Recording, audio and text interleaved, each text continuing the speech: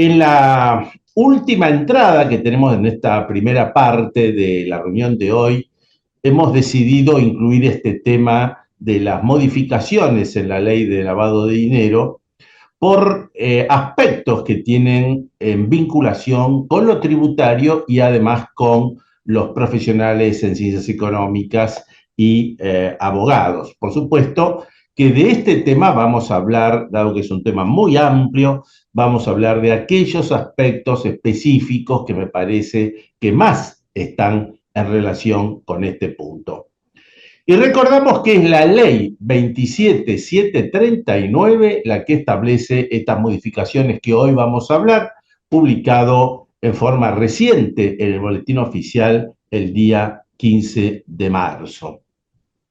En pocos días más tomará vigencia esta ley porque la misma rige a partir de los 30 días corridos la fecha de publicación, o sea, el día 15 de abril. Cuando hablamos de esta ley, nos referimos a una serie de temas que están involucrados. No es solamente la ley de lavado de dinero. En realidad, hay una modificación en el Código Penal, una modificación en la ley de lavado de dinero tradicional, la que conocemos con la ley 25246. Hay modificaciones importantes respecto de los sujetos obligados. Sabemos que los sujetos obligados es una piedra angular que tiene el régimen de investigación y de prevención de lavado. Hay modificaciones al régimen sancionatorio administrativo que tiene esta misma ley y se crean dos registros. El registro centralizado de beneficiarios finales, esto íntimamente también vinculado con lo tributario, y el registro de proveedores de servicios de activos virtuales. Estos son los temas principales. Obviamente estos temas no los vamos a desarrollar, sino queremos trazar un poco el marco de lo que estamos hablando. Y un aspecto que sí nos parece interesante bucear en el día de hoy es cómo ha quedado el tema del delito de lavado. Ya estamos hablando ahora del Código Penal, el artículo 303, que tiene distintos incisos porque hay distintos tipos penales. En este lugar, en este momento, vamos a ver el primer supuesto, que es el apartado primero de este artículo 303, donde se establece como pena la prisión de 3 a 10 años y una multa de 2 a 10 veces el monto de la operación. Pero el tipo penal tiene cierta complejidad para poder ser analizado. En realidad tiene pocas modificaciones respecto de lo que era el artículo anterior, el 303 apartado primero, y se refiere a tres aspectos distintos que acá por eso hemos marcado como distinción a los efectos de poder analizarlo más claramente. Estamos hablando del sujeto activo que realiza alguna de las siguientes actividades. Y ahí aparecen todas las actividades que la ley menciona a los efectos de configurar ese delito, los verbos típicos, el convertir, el transferir, el administrar, vender, grabar, adquirir, y esto lo subrayamos porque esta es una modificación que tiene esta ley, que se incorpora a los verbos típicos que estaban mencionados con anterioridad, disimular o poner en circulación en el mercado de cualquier otro modo. O sea, acá estamos hablando de estas acciones, pero acá no se queda el tipo penal, porque esas acciones que hemos mencionado con anterioridad se deben ejecutar respecto de los bienes provenientes de un ilícito penal. Acá hay un aspecto muy importante para analizar, porque todas estas acciones entonces deben ser ejecutadas respecto de bienes que provienen de un ilícito penal. Como sabemos, ya este tema de ilícito penal ha sido definido por la ley anterior. Antes hablaba de un delito penal, ahora es un ilícito, con lo cual estamos hablando de un injusto y por lo tanto no se requiere una sentencia, ni un proceso, ni una sentencia definitiva. Dos aspectos y falta el tercer aspecto para llegar a lo que es este delito, es que se lleve a cabo con la consecuencia posible de que el origen de los bienes o los subrogantes adquieran la apariencia de un origen lícito. Obviamente, el lavado tiene que ver con esto, tiene que ver con un proceso que termina con una situación donde intenta disimular la situación, la apariencia, este sujeto activo, para que esos bienes que provenían de un ilícito penal tengan la apariencia de un origen lícito. Pero además de estos tres aspectos, aparece una cosa que es novedosa, porque habla de un valor, habla de un umbral de punibilidad que existía con anterioridad, que era 300.000 pesos, pero que ahora se modifica en lo que hace a su diseño, porque en función del aspecto inflacionario, el legislador ha establecido que el importe debe superar los 150 salarios mínimos vitales y móviles al momento de los hechos, sea esto en un solo acto o por reiteración de hechos diversos vinculados entre sí. Si nosotros consideramos que para el mes de marzo el salario mínimo era de 202.800 pesos, lo multiplicamos por los 150 salarios mínimos y ese importe de 300.000 pesos que teníamos hasta el momento se transforma en 30.420.000 pesos. De esta manera, entonces, tenemos configurado el delito de lavado de activos, Código Penal, artículo 303, apartado primero, ahora con las modificaciones que nos hemos referido.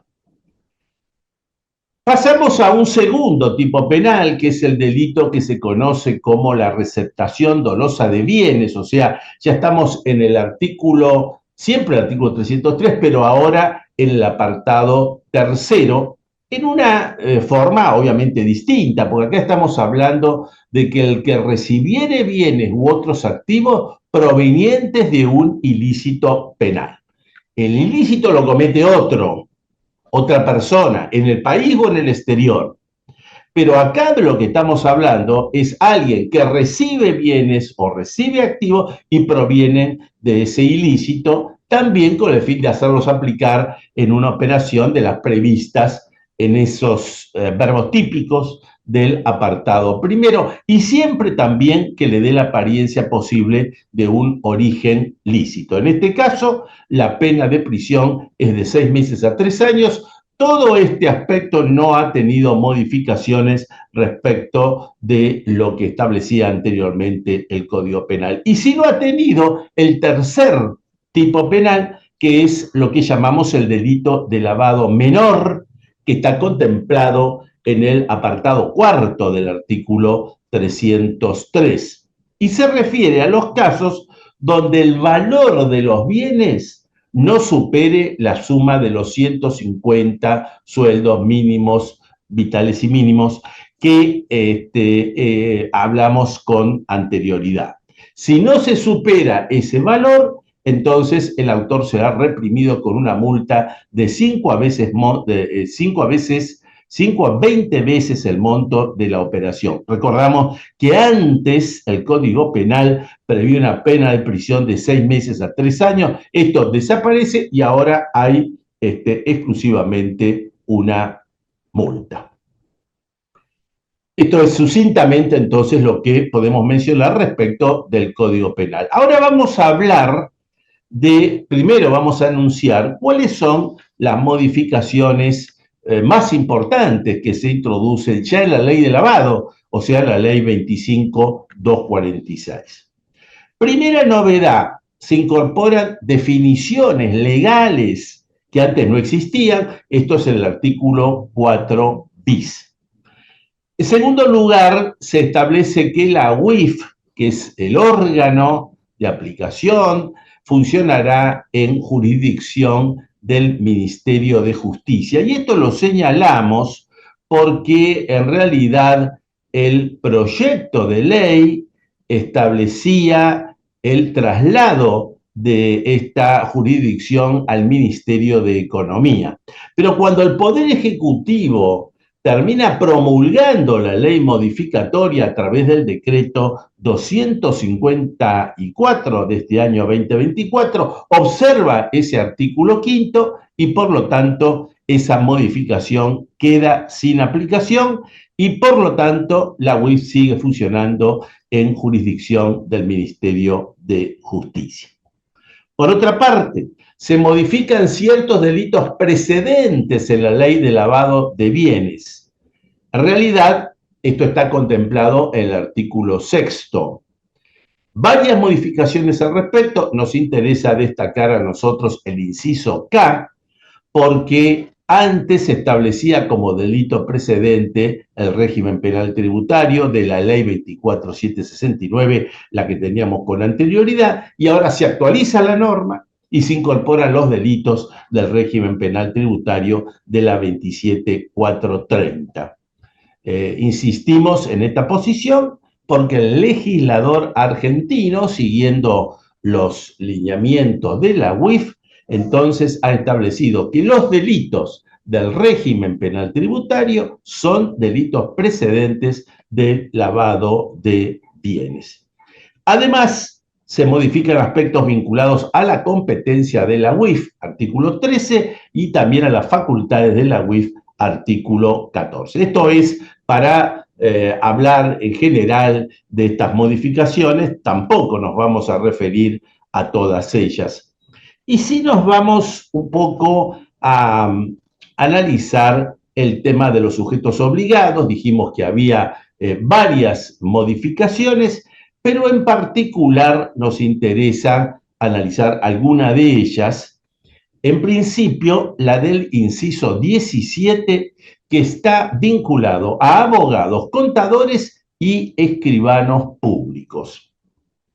Y acá tenemos una novedad respecto de los sujetos obligados, porque este nuevo inciso 17 establece que serán sujetos obligados únicamente, nos referimos a los abogados, a los contadores y escribanos, después vamos a ver el caso de los contadores, serán sujetos obligados únicamente cuando a nombre o por cuenta de los clientes preparen o realicen transacciones sobre las siguientes actividades. Es decir, que para que puedan actuar como sujetos obligados se requiere expresamente que estos profesionales intervengan por sus clientes en las operaciones que la propia norma designa.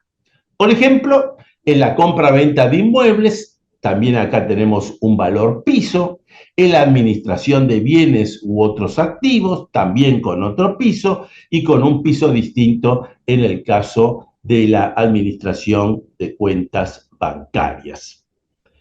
Además de estas actividades, también la ley establece que estos sujetos van a ser obligados cuando organicen aportes o contribuciones para la creación o administración de personas jurídicas u otras estructuras jurídicas, una norma que realmente adolece de un perfeccionismo técnico en lo que hace a su redacción, porque en realidad estos profesionales no aportan en la creación, sino posiblemente acá lo que se quiso decir es los profesionales que forman parte de la administración de estas personas. Acá yo creo que va a requerir una clarificación de los términos.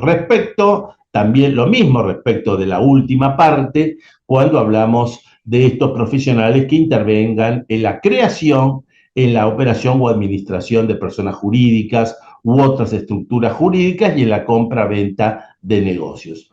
Es decir, para que los abogados, contadores y escribanos públicos sean sujetos obligados, se requiere entonces la intervención por cuenta de sus clientes, a nombre de sus clientes, de este tipo de actividades expresamente mencionados por la norma legal. En lo que hace a los contadores públicos, se establece que los contadores públicos quedan comprendidos, además de lo que hablamos antes, en la confección de los informes de auditoría de los estados contables. Para esto tenemos que ver entonces la reciente resolución 42 de este año de la UIF, donde se establece también todas las normas que alcanzan a los contadores. Y acá tenemos que mencionar que también hay una modificación legal, porque antes la norma hablaba de los profesionales en ciencias económicas, con lo cual ahí había un campo de incertidumbre respecto de su alcance, estaba el tema de los síndicos, estaba el tema de los profesionales que asesoran el impuesto, si bien por una norma reglamentaria se los había excluido, por eso decimos, antes se mencionaba a los profesionales matriculados cuyas actividades estén reguladas por el Consejo, ahora con un tecnicismo superior, respecto de que solamente los contadores, insisto, además de lo que mencionamos antes, van a ser sujetos obligados cuando confeccionen los informes de auditoría de los estados contables. De esta manera, con esta nueva redacción, los síndicos quedan excluidos, como también quedan excluidos, como antes, pero ahora en forma, digamos, expresa, a los profesionales que se dedican al asesoramiento fiscal. Y una norma que realmente es muy importante, y esto también responde a las recomendaciones de Gafi, en el sentido que los abogados, escribanos y contadores públicos que actúen como profesionales independientes no van a estar obligados a reportar transacciones sospechosas si la información relevante se obtuvo de las circunstancias en las que estos están sujetos al secreto profesional. Esto va a dar origen, obviamente, a una serie de discusiones, pero este tema es central para determinar en qué casos estos profesionales, que en principio están obligados, no lo van a estar justamente en base a las normas del secreto fiscal. Y después nos encontramos con otra norma respecto a los sujetos obligados, que es el inciso 18 del mismo artículo 20, que habla de los sujetos obligados, que se refiere a las personas humanas o jurídicas que lleven a cabo algunas de las siguientes transacciones, también a nombre o por cuenta de clientes. Aquí también podría estar el profesional, el que crea las personas jurídicas. Ojo con esto, el director, apoderado o socio. Aquí va a ser importante definir en qué casos, en qué sociedades el director, apoderado o socio va a ser sujeto obligado. Aquellos que provean domicilio legal, comercial y postal a las empresas o actúen como fiduciario de por sí, también entonces sujetos obligados. Quería detenerme unos minutos más en los contadores públicos como sujetos obligados, porque ya hemos hablado que en el caso de las actividades específicas realizados en base a los estados contables de auditoría externa, prevista por la resolución técnica 37 de FAPSE de la Federación. Pero es importante destacar que aquí se ha omitido otra resolución técnica, que es la 32, que se refiere a normas internacionales, y con lo cual parecería que hay una asimetría que realmente no tiene mucho sentido, pero bueno, esto es producto de una ley que en realidad tiene algunas imperfecciones. Estos estados contables, respecto del cual la auditoría de los profesionales, en base a lo cual el profesional, contador público, es sujeto pasivo, son estados contables que tienen dos escenarios distintos. Estados contables para los sujetos obligados, para los propios sujetos obligados del artículo 20, en cuyo caso el contador público siempre va a ser sujeto obligado, O en el segundo escenario es cuando se realicen para otras empresas, para otros que no sean sujetos obligados, o sea, que no esté dentro de la nómina del artículo 20. En este caso, esto será así en la medida que se trate de ingresos derivados de las actividades ordinarias que sean iguales o superiores a los 4.000 salarios mínimo vital y móvil. La resolución 4224 de la UIF, insisto, es la que establece justamente las disposiciones que se refieren al alcance de la labor del contador público, que en materia de vigencia también adolece de una falta de claridad respecto de cuál es la vigencia de la misma. Es decir, ¿a qué podríamos interpretar que se refiere a cuándo el trabajo es considerado como tal, cuándo se inicia? Desde nuestro punto de vista, siguiendo alguna norma anterior, esto no lo establece la 42, debería ser aplicado a los ejercicios anuales que se inicien a partir del 1 de enero del año 2024, pero insisto, no es esta la posición que la UIF adoptó en la resolución 4224, con lo cual aquí también sería recomendable que la UIF pudiera aclarar este aspecto. Respecto de los abogados, insistimos en que va a ser sujeto obligado al intervenir en determinadas operaciones de las que hemos mencionado. Esto es en base al lineamiento de la recomendación 22 de la GAFI. Y tal cual habíamos dicho, se excluye la actuación como sujeto obligado cuando están sujetos al secreto profesional. También aquí siguiendo el lineamiento de la nota interpretativa de la recomendación 23 de GAFI. Tenemos que decir al respecto que la legislación no establece taxativamente las cuestiones abarcadas dentro del secreto profesional, con lo cual, desde nuestro punto de vista, se requiere una interpretación amplia en este sentido. Bueno, con esto hemos tratado entonces de completar una visión genérica sobre la nueva ley de lavado de dinero, que como ustedes ven tiene aspectos realmente que requieren el análisis, que requieren el estudio por la aplicación que pueda tener para nuestros profesionales, los abogados y los escribanos públicos.